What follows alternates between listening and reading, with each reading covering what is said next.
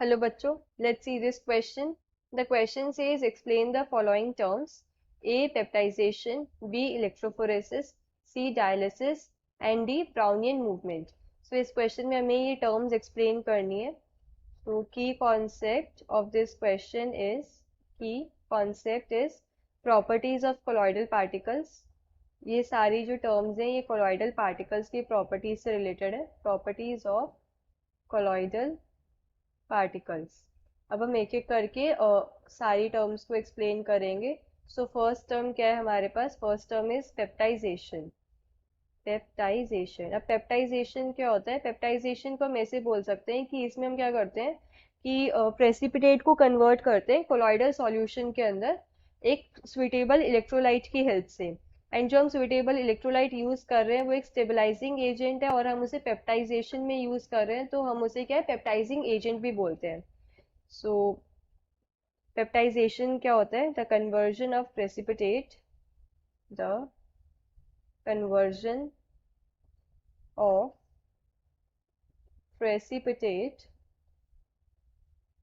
Precipitate convert कर रहे हैं हम into colloidal solution into colloidal solution by adding a solution by adding a suitable electrolyte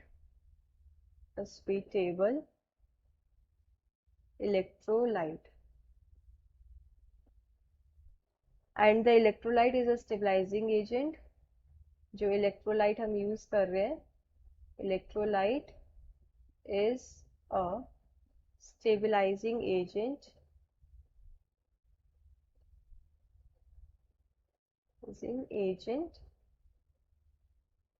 जिसे हम क्या बोलते हैं? called as peptising agent.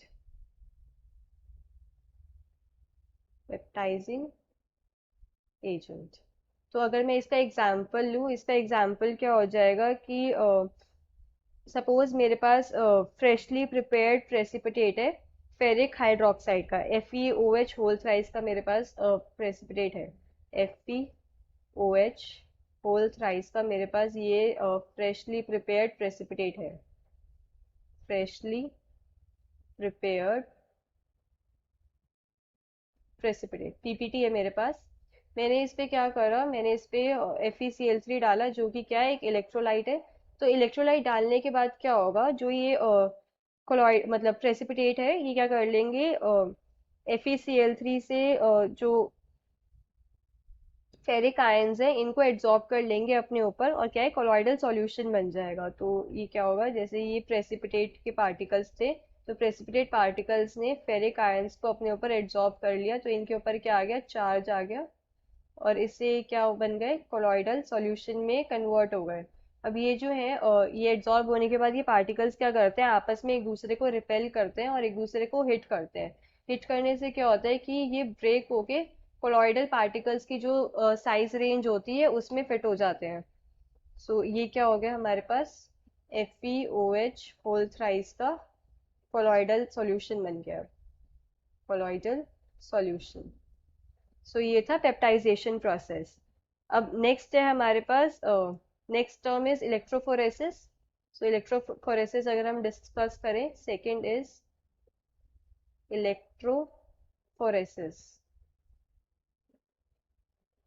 Electrophoresis क्या होता है? इसके अंदर जो ये इलेक्ट्रिकली चार्ज कोलॉइडल पार्टिकल्स होते हैं ये मूव करते हैं इलेक्ट्रिक फील्ड की इन्फ्लुएंस के अंदर इलेक्ट्रोड्स की तरफ.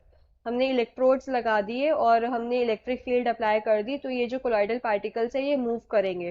Positively charge particles negatively charge electrode की तरफ जाते हैं और नेगेटिवली चार्ज पार्टिकल्स जो है वो पॉजिटिव इलेक्ट्रोड की तरफ जाते हैं. सो अगर मैं इलेक्ट्रोफोरेसिस लिखूं, हमें पता कैसे लगा था कि कोलॉइडल पार्टिकल्स जो चार्ज होते हैं? ये इस एक्सपेरिमेंट के थ्रू ही पता लगा था, इलेक्ट्रोफोरेसिस. सो ये क्या है? The movement of colloidal particles the movement of colloidal particles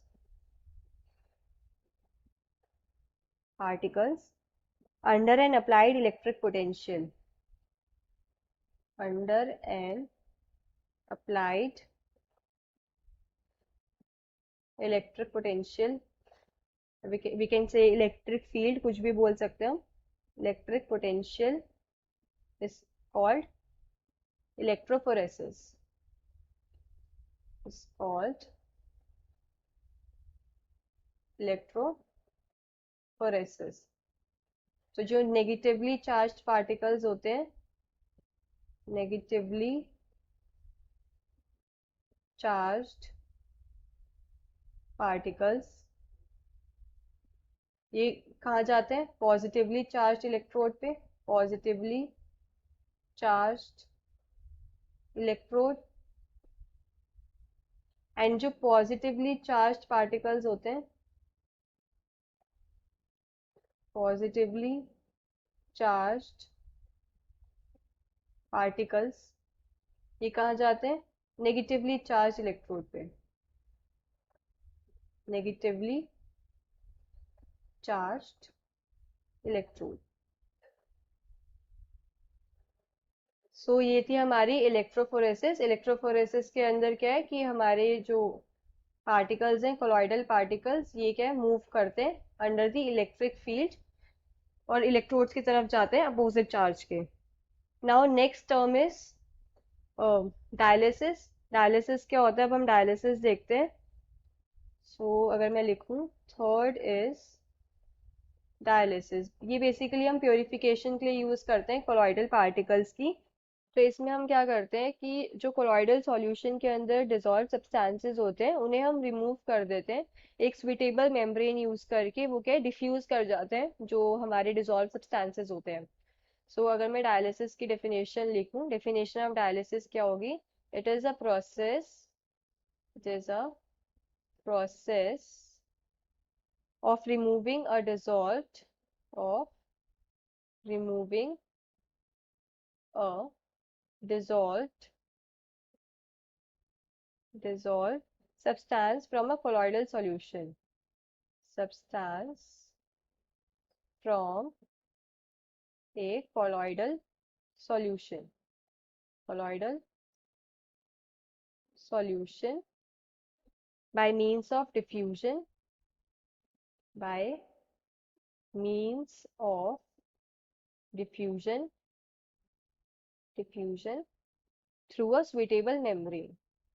और मेम्ब्रेन्स कैसे यूज करते हैं हम? जनरली एनिमल मेम्ब्रेन्स यूज करते हैं, थ्रू अ suitable membrane। अब इसके अंदर क्या होता है, जो डिजॉल्व सब्सटेंसेस होते हैं वो उनके जो क्या साइज जो होता है वो छोटा होता है as compare to colloidal particles से। तो वो इजीली पास कर जाते हैं एनिमल मेम्ब्रेन से। हम ये जो मेम्ब्रेन्स यूज करते हैं, ये कौन सी होती हैं? एनिमल मेम्ब्रेन्स होती हैं। तो वो जो पार्टिकल्स हैं वो इजीली डिफ्यूज कर जाते हैं, और कोलाइडल पार्टिकल्स जो है वो डिफ्यूज नहीं कर पाते, तो वो रह जाते हैं। ऐसे क्या है, हमें क्या प्योर कोलॉइडल सॉल्यूशन मिल जाता है, और जितने भी डिजॉल्व सब्सटेंसेस होते हैं वो अलग से निकल जाते हैं। डायलिसिस ये क्या होता है, एक प्योरिफिकेशन प्रोसेस होता है। हम यूज करते हैं कोलॉइडल सॉल्यूशन को प्योरीफाई करने के लिए। नेक्स्ट है हमारा, next term is Brownian movement. Next is Brownian, Brownian movement. तो ब्राउनियन मूवमेंट क्या होता है वो देखते हैं हम। ब्राउनियन मूवमेंट को हम ऐसे बोल सकते हैं कि ये क्या होती है, कोलॉइडल पार्टिकल्स की प्रॉपर्टी है। अगर हम इन्हें अल्ट्रा माइक्रोस्कोप, मतलब पावरफुल माइक्रोस्कोप के अगर अंदर देखें, तो हमें कैसे दिखता है कि जो कोलॉइडल पार्टिकल्स हैं ये कभी भी ऐसे स्टेबल नहीं रहते, ये कॉन्टिन्यूस जिगजैग मूवमेंट करते हैं। तो इस जिगजैग मोशन को ही हम क्या कहते हैं, ब्राउनियन मूवमेंट बोलते हैं। तो इसको अगर हम लिखें कि when colloidal solutions are viewed under microscope, when colloidal solutions are viewed under ultra microscope, ultra microscope, तो हमें क्या दिखता है कि colloidal particles appear to be in a state of continuous zigzag motion। the colloidal particles, colloidal particles appear